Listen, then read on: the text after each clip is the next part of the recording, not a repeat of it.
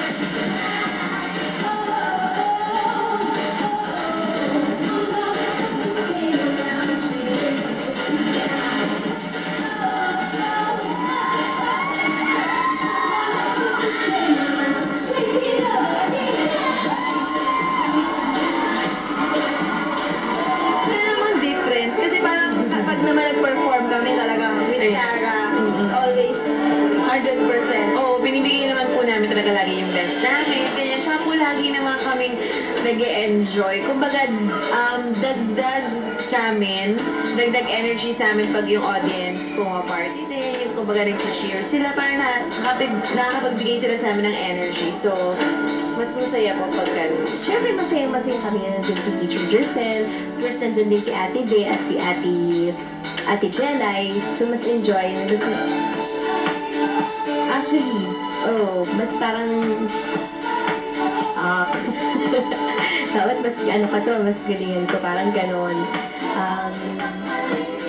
Siyempre, ganon din naman kay Teacher, kay Kuya Angel. Pero siyempre, that was the first time na nakasama namin kung hindi ako nagkakamali, na nakasama namin si Miss G sa concert namin abroad. So, inspired. Wala siya, first time siya sumama sa amin. First time siya sumama sa Australia kasi may relative, may family siya, kapatid sa Australia. And, siyempre, ako na-miss ko si G kasi, siyempre, from ASAP, ano. So, nung nakita ko siya, siyempre kasama niya yung sister din niya. And, ganoon pa rin, yung talagang pag-rehearsal naman, sobra, talagang inaasar niya ako. Yung parang, okay, may kalaban tayo from GMA, ganyan. So talagang nangaasar sila. Pero katuwaan lang. Eh, alam mo naman si Miss G, sobrang ate-ate, yung parang higay-higay. And natutuwa rin kami sa kanila.